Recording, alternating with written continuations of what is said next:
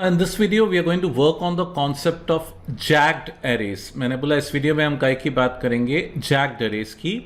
Jagged arrays का concept क्या होता है, उसमें uneven rows और columns होते हैं. You've got uneven number of rows and columns. इसको आप एक्सेप्ट नहीं कर सकते, इनिशलाइज करके यूज कर सकते हो. मैंने बोला इसको आप एक्सेप्ट नहीं कर सकते, इनिशलाइज करके क्या कर सकते हो, यूज कर सकते हो. तो हम एक एग्जांपल देखेंगे जैग्ड एरेस का. तो भाई यहाँ पे मैंने क्या किया, याद करो मैंने बताया एरे को डिक्लेयर करने के 3 तरीके होते हैं. या तो आप स्क्वायर ब्रैकेट को डेटा टाइप के बाद लगाते हो, या तो वेरिएबल से पहले, या तो वेरिएबल के बाद. यहां पे मैंने तीनों तरीकों को यूज कर लिया है. यस, आप चाहो तो तीनों तरीकों को ब्लेंड करके भी क्या कर सकते हो, यूज कर सकते हो. तो over here num is a 3 dimensional array. मैंने बोला नम क्या है, नम 3 डायमेंशनल एरे है. पहला स्क्वायर ब्रैकेट कहां से आया, डेटा टाइप से. दूसरा कहां से आया, प्रीफिक्स से.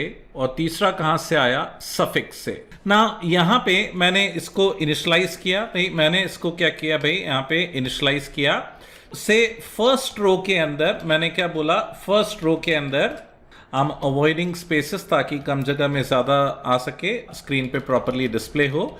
तो भाई मैंने यहाँ पे काय का कॉन्सेप्ट कवर कर रहा हूं, भाई जैग्ड एरेस का कॉन्सेप्ट यहाँ पे कवर कर रहा हूं. जैग्ड एरे में क्या होता है, you got uneven number of rose and columns. ठीक है, जैसे यहाँ पे 3 डायमेंशनल एरे है. अब पहली रो के अंदर या पहले ब्लॉक के अंदर खाली 2 ही हैं, है ना, 2 ही सब ब्लॉक्स हैं. दूसरे के अंदर मैं 1 कर देता हूं, फिर मैंने कितने कर दिए, से 3 कर दिए, है ना, 5 और से again what, say 1.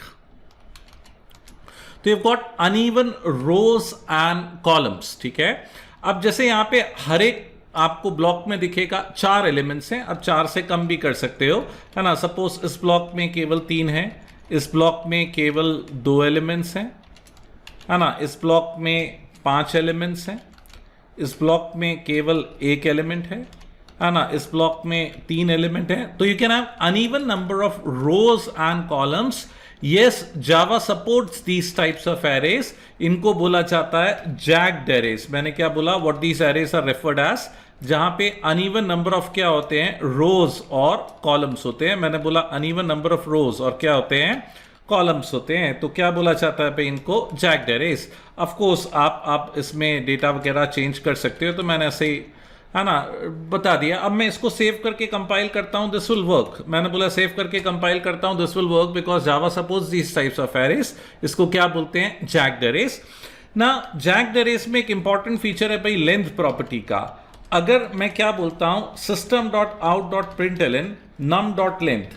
now num.length is going to return the length of the first dimension. मैंने बोला num.length is going to return the length of the first dimension. ना कोई गेस कर सकता है इसमें फर्स्ट डायमेंशन की लेंथ कितनी होगी, ध्यान से देखें.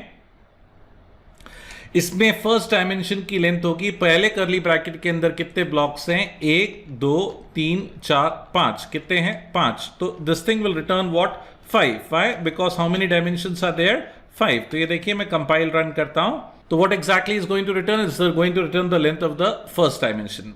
अब मैंने क्या लिखा, system.out.println से num of 2.length. 2.length का क्या होगी, what will be 2.length. इसमें मुझे मालूम है ये वाला ब्लॉक क्या है, 0. ये वाला ब्लॉक कौन सा है, 1. ये वाला ब्लॉक कौन सा है, 2. लाइन नंबर 6 वाला जो ब्लॉक है वो सेकंड ब्लॉक है.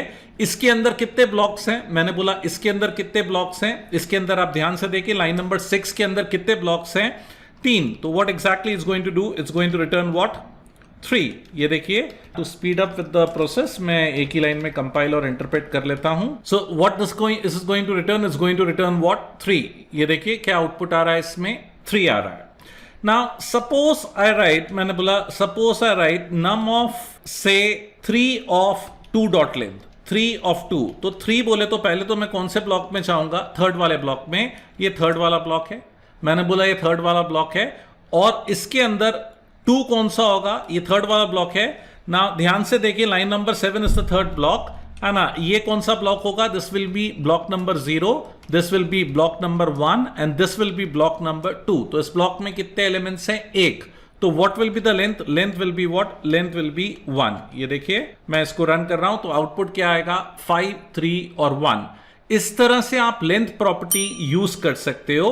मैंने बोला इस तरह से आप लेंथ प्रॉपर्टी को यूज कर सकते हो अलग अलग डायमेंशंस या अलग अलग डायमेंशंस की क्या निकालने के लिए, लेंथ फेच करने के लिए।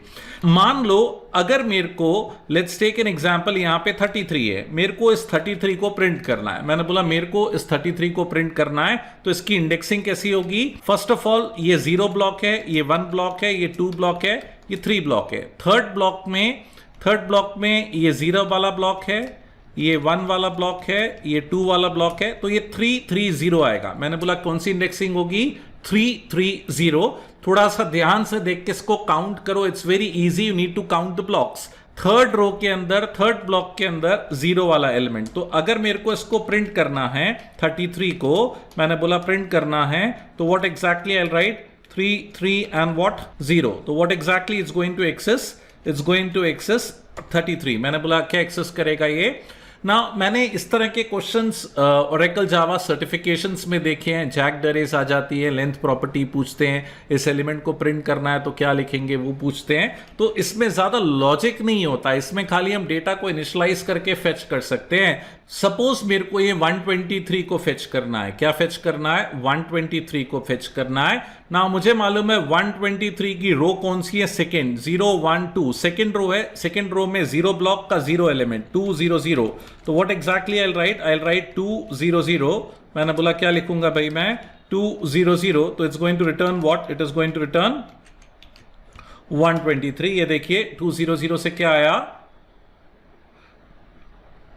123 आया ना।